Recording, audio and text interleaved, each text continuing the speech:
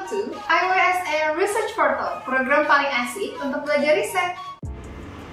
Selamat datang teman-teman di topik terbaru hari ini yang akan bahas tentang esai ilmiah.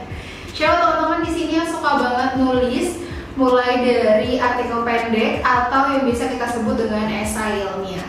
Di kelas hari ini bersama Bu Aziza, kita akan bahas tuntas mengenai pengertian dari esai ilmiah, sistematikanya, ciri-cirinya, hingga ajang-ajang perlombaan esai ilmiah baik nasional maupun internasional loh. Yuk, tunggu apa lagi? Langsung aja siapkan alat tulis kalian, pasang pennya baik-baik, dan langsung aja kita tonton videonya. Check it out!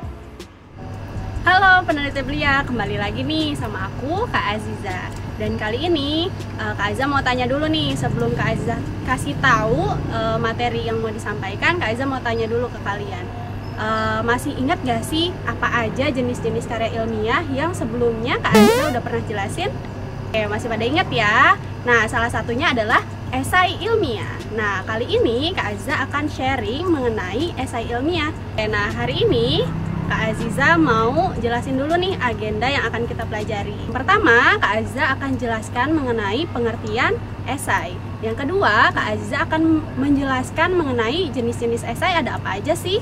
Yang ketiga, Kak Aziza akan menjelaskan mengenai struktur penulisan esai. Dan yang keempat, Kak Aziza akan menjelaskan mengenai contoh ajang perlombaan esai ilmiah. Dan yang kelima, kita akan bedah esai nih, bedah esai ilmiah. Jadi langsung aja kita masuk ke materi ya.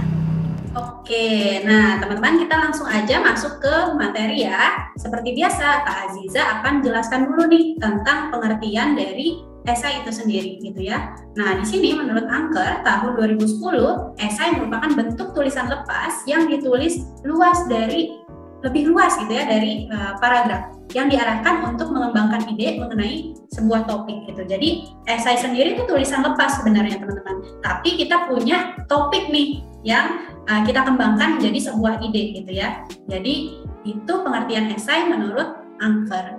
Nah, di sini ada dua jenis ya, ada dua jenis esai.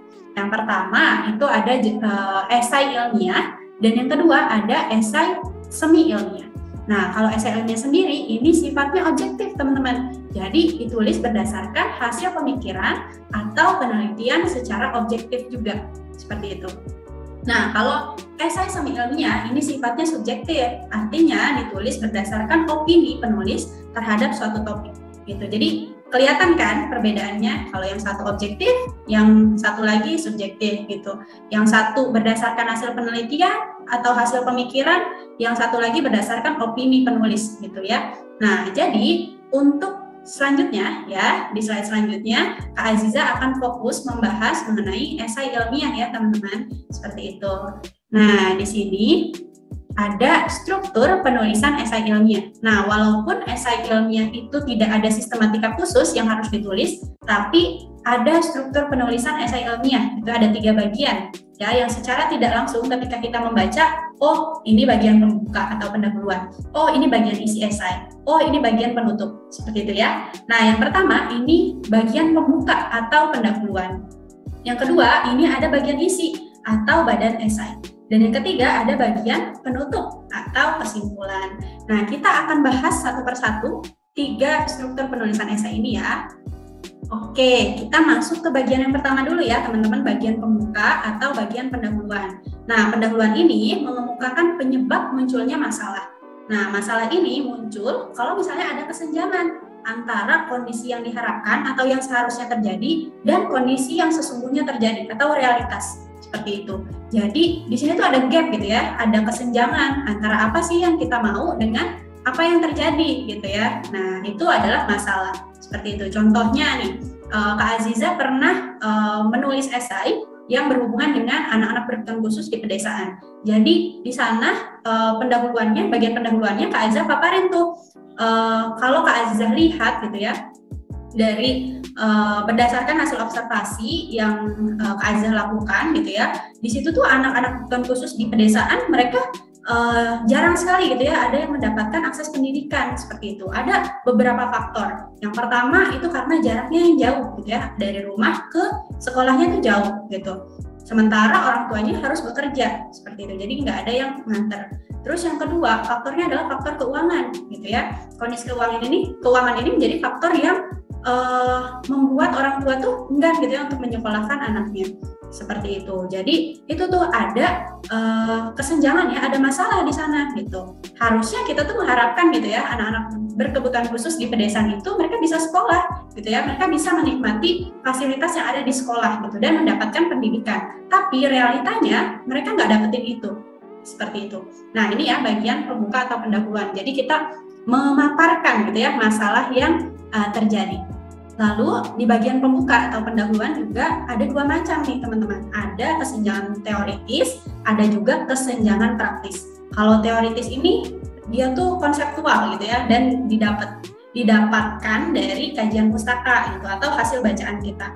Nah, kalau kesenjangan praktis ini kontekstual ya teman-teman, kontekstual. Jadi diperoleh dari fenomena yang terjadi di lapangan. Contohnya kayak yang tadi udah Kak Aziza jelaskan gitu ya. Kalau yang teoritis ini bisa dari kajian pustaka atau penelitian-penelitian sebelumnya. Seperti itu ya teman-teman untuk bagian pembuka atau pendahuluan. Oke, kita masuk ke bagian isi atau badan esai ya teman-teman. Di sini badan esai merupakan inti dari esai ya. Jadi kita nggak boleh ngasal-ngasal atau nulisnya karena ini intinya gitu ya. Sajikan data, informasi atau gagasan yang ditemukan penulis dan gunakan sebagai dasar untuk penyimpulan dan bila mungkin untuk menyusun teori atau gagasan baru. Jadi intinya si bagian isi atau badan esai ini intinya gitu ya. Jadi orang-orang tuh bacanya di sini justru fokusnya gitu. Jadi kalian boleh tuh sajikan data, informasi yang kalian dapatkan atau gagasan yang akan kalian terapkan itu di bagian badan esai. Seperti itu ya teman-teman.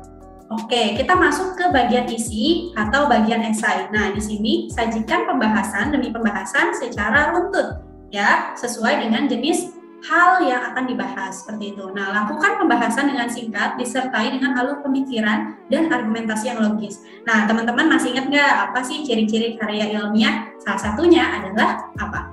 Logis, betul banget. Jadi, ciri-ciri karya ilmiah itu harus logis, gitu ya. Nah, di sini juga ketika kita menulis isi esai atau badan esai, kita juga harus logis gitu ya, alur berpikirnya seperti itu. Jadi ini bagian isi dan juga bagian esai. Terus kita masuk ke bagian penutup atau kesimpulan. Nah, kesimpulan dijelaskan dengan singkat, tepat, dan terkait langsung dengan rumusan masalah dan tujuan penelitian. Jadi intinya si kesimpulan ini harus bisa menjawab pertanyaan penelitian kita gitu ya. Nah, di sini juga harus dipaparkan secara singkat, tepat, dan juga langsung ke tujuannya. Seperti itu. Itu tadi tentang penutup atau kesimpulan. Nah, sampai tadi sistematika penulisan, ada yang mau ditanyakan dulu? Oke, kalau ada yang mau ditanyakan, boleh langsung masukin aja ke kolom komentar ya. Dan sekarang kita langsung masuk ke contoh ajang lomba esai ilmiah. Nah, kalian kayaknya udah nggak asing nih ya teman-teman lihat pamflet ini gitu ya, International Essay Competition, terus juga National Essay gitu, terus juga Essay Writing Competition dan lain sebagainya gitu. Jadi ini banyak banget gitu ya lomba-lomba untuk penulisan esai ilmiah gitu. Jadi tiap perlombaan tuh mereka punya tema yang berbeda gitu ya, dengan waktu yang berbeda, dengan pedoman yang berbeda, topik yang berbeda gitu ya, dengan ketentuan yang berbeda juga gitu. Jadi ketika kita mengikuti lomba atau ajang karya ilmiah, ini salah satunya esai ilmiah, itu kita harus tahu dulu tuh pedoman mereka tuh, pedoman yang mereka buat tuh seperti apa gitu ya. Jadi kita harus baca gitu ya, baca pedoman dari mereka, mulai dari temanya, terus juga subtemanya, terus juga sistematika penulisannya dan lain sebagainya gitu. Nah, di esai ilmiah sendiri itu biasanya ada penyelenggara yang hanya meminta naskah aja langsung diumumkan, ada juga yang mereka minta 2 tahap. Jadi pengumpulan naskah dan juga presentasi esainya gitu. Jadi beda-beda nih setiap penyelenggara gitu. Nah, di sini ada yang udah pernah ikut lomba esai? Gimana pengalamannya nih? Kalau ada yang udah pernah ikut lomba esai, boleh dong dikasih tahu nih atau diceritakan pengalamannya kalian di kolom komentar ya. Oke, ini ya mengenai contoh ajang lomba esai ilmiah. Nah, selanjutnya kita mau bedah esai nih. Jadi kita mau bedah esai dari esai ilmiah yang udah pernah Kak Azza tulis gitu ya, dan alhamdulillah mendapat juara 2 dan juga best presentation waktu itu. Yuk kita langsung aja bedah esai ilmiahnya. Teman-teman, kita masuk ke bagian bedah esai ya. Nah, di sini Kak Aziza mau bedah salah satu esai yang pernah Kak Aziza buat dan dilombakan, waktu itu lombanya di UNS gitu ya. Dan alhamdulillah ini mendapatkan juara 2 dan juga best presentation.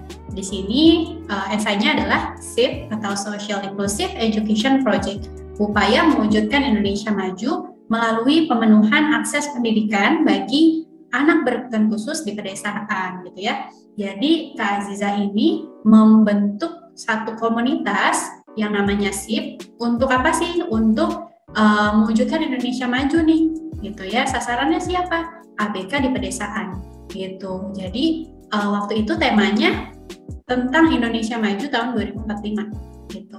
Ini yang mengenai judul. Nah, sekarang kita masuk ke bagian pendahuluan ya, teman-teman. Nah, di sini Kak Aziza paparkan bagian pendahuluan itu dari yang umum ke yang khusus gitu ya. Jadi di sini Kak Aziza bahas mengenai pendidikannya dulu. Jadi pendidikan itu aspek paling fundamental gitu ya dalam mewujudkan Indonesia maju tahun 2045. Kenapa sih? Karena Indonesia tuh akan mendapatkan bonus demografi nih, di mana jumlah usia atau penduduk usia produktifnya itu 70% gitu ya. Sementara usia tidak produktifnya itu 30%. Jadi jauh banget gitu ya. Dan banyak banget usia produktifnya. Jadi kita bisa memanfaatkan nih usia penduduk yang usia produktif untuk Indonesia maju tahun 2045 ini gitu ya. Nah, hal ini akan menjadi bonus demografi ketika kita dapat memanfaatkan itu. Tapi kalau misalnya kita tidak memanfaatkan itu, nah, maka akan menjadi bencana demografi seperti itu ya. Dan kita masuk ke sini, ke bagian bawahnya. Jadi, pendidikan yang berkualitas dan inklusif tuh jadi kunci gitu ya untuk mewujudkan sumber daya manusia yang berkualitas. Di sini Kak Azza garis bawahi adalah inklusif ya. Jadi pendidikan itu untuk semua gitu ya. Tidak terkecuali itu anak-anak berkebutuhan khusus seperti itu. Nah, Kak Aziza juga coba kaitkan dengan Sustainable Development Goals ya pada capaian keempat seperti itu. Lalu Kak Aziza bilang di sini, namun yang perlu diperhatikan adalah generasi yang nanti akan menjadi harapan bangsa tidak hanya anak-anak normal gitu ya. Indonesia juga harus loh memperhatikan anak-anak berkebutuhan khusus dan memberikan akses pendidikan seluas-luasnya agar potensinya mereka tuh dapat berkembang gitu ya. Nah, selanjutnya di sini Kak Aziza jelaskan ABK itu apa sih gitu ya, jenis-jenisnya ada apa aja. Nah, lalu di sini Kak Aziza paparkan nih bahwa saat ini akses pendidikan sulit didapatkan anak berkebutuhan khusus di daerah pedesaan gitu ya. Faktornya apa? Faktornya dari biaya pendidikan yang tidak murah dan akses lokasi yang jauh dari SLB menjadi faktor penyebab sulitnya akses pendidikan bagi ABK di pedesaan seperti itu. Nah, lalu Kak Aziza juga sebar data nih bahwa akses pendidikan untuk ABK di pedesaan itu masih sangat minim. Begitu juga dengan layanan pendidikannya gitu ya. Nah, selanjutnya di sini Kak Aziza juga ambil data dari BPS gitu ya, bahwa di sini mengatakan bahwa setiap jenjang ABK itu selalu menurun gitu ya dari tiap tingkatannya seperti itu. Dari SD mungkin masih banyak gitu ya, lalu SMP makin menurun gitu jumlahnya, banyak juga yang putus sekolah seperti itu. Nah, di sini ada jembatan untuk menjembatani gitu ya bagian pendahuluan dengan bagian isi. Berdasarkan permasalahan tersebut, perlu adanya program untuk memfasilitasi anak berkebutuhan khusus di pedesaan. Ya, seperti itu. Nah, program yang Kak Aziza bawa adalah SIP atau Social Inclusive Education Project. Nah, ini dijelaskan nih, ini udah masuk bagian isi. Dijelaskan nih SIP itu apa, lalu ada tagline juga, lalu juga dia punya logo gitu ya. Nah, inilah gagasan-gagasan kita yang dimasukkan ke dalam esai gitu ya teman-teman, untuk menjawab permasalahan yang sudah kita paparkan di bagian pendahuluan. Nah, di sini ada tujuannya juga kita paparkan. Lalu ada program-programnya juga kita paparkan. Di sini Kak Aziza bilang bahwa ada 3 program nih. Ada program pengembangan kemandirian, lalu ada program pengembangan keterampilan, dan yang terakhir program pengembangan pengetahuan. Sini ya. Nah, lalu Kak Aziza juga jelaskan nih struktur organisasinya, lalu ada timeline-nya, ke depannya kita mau ngapain aja, lalu program tersebut dijalankan oleh siapa gitu ya, oleh volunteer. Nah, volunteer tuh pengrekrutannya seperti apa, lalu dia bertugas selama berapa bulan di sana, terus juga mereka dapat reward apa gitu ya. Lalu Kak Aziza juga menjelaskan pendanaannya dari mana gitu ya. Nah, lalu di sini juga ada implementasi dari SIP-nya gitu, karena waktu itu sudah pernah diimplementasikan di Desa Jatiluhur, Kabupaten Purwakarta. Di situ waktu itu masih baru 2 anak ya kita punya gitu. Di sini dokumentasinya dijelaskan juga. Nah, di sini juga Kak Aziza sebar angket nih, bagaimana sih pendapat masyarakat dan mahasiswa mengenai program kami gitu ya, program SIP-nya. Nah, ternyata mereka tuh sangat membantu gitu ya, program SIP itu sangat membantu anak-anak berkebutuhan khusus di pedesaan seperti itu. Nah, di sini kalau tadi kita udah bahas bagian isi, sekarang kita masuk ke bagian kesimpulan. Inilah bagian kesimpulannya ya. Jadi SIP memberikan fasilitas pendidikan kepada anak-anak berkebutuhan khusus melalui 3 program, yaitu kemandirian, keterampilan, dan pengetahuan.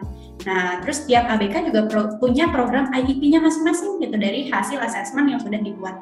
Lalu banyak kegiatan juga ya yang sudah dilaksanakan SIP untuk menstimulus perkembangan anak. Lalu juga SIP dijalankan oleh seorang volunteer dan juga inisiator. Terus dapat disimpulkan bahwa program SIP dapat memberikan akses pendidikan bagi anak berkebutuhan khusus di pedesaan dan mendukung Indonesia maju pada tahun 2045 gitu ya. Jadi kalau penulisan kesimpulan tadi ingat ya, bahwa kesimpulan itu adalah dari yang khusus ke yang umum. Seperti itu.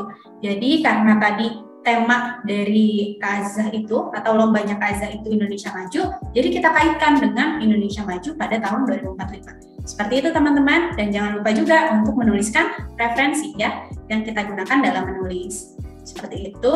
Lalu kita juga boleh nih, kan kalau misalnya menulis esai itu ada keterbatasan ya, misalnya 7 halaman maksimal.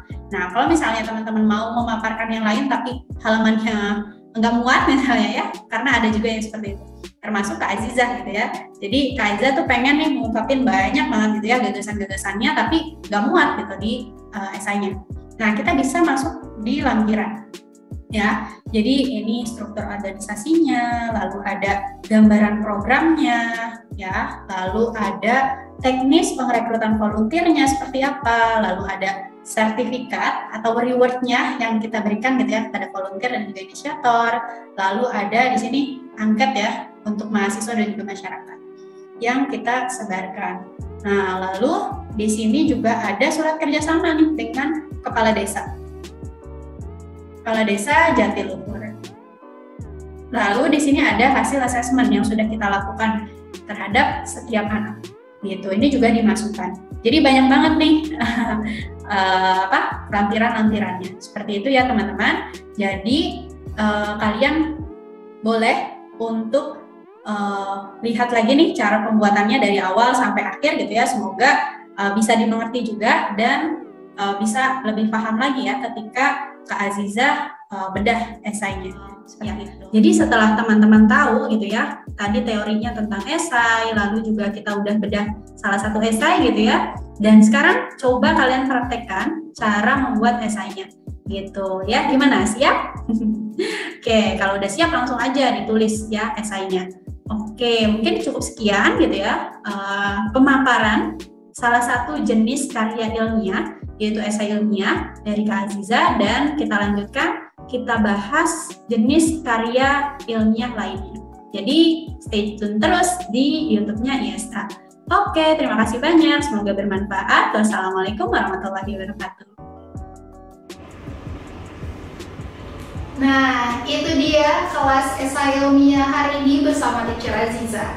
Mudah-mudahan setelah nonton kelas tadi kita jadi lebih paham ya, gimana sih cara membuat esai ilmiah yang benar, sistematikanya, sampai detail-detail yang lain supaya teman-teman nih bisa tambah semangat menulis dan tulisan esai ilmiahnya makin keren deh. Jadi bisa menjuarai banyak banget lomba-lomba esai ilmiah baik nasional maupun internasional. Nah teman-teman, nantikan video selanjutnya dari ISA Research Portal di sesi selanjutnya yang pastinya akan seru banget dan akan bahas tentang apa ya? Penasaran kan? Yuk klik aja tombol subscribe di bawah dan tombol notifikasinya jangan lupa supaya gak ketinggalan. Terima kasih teman-teman sudah menonton, sampai jumpa di kelas selanjutnya. Dadah!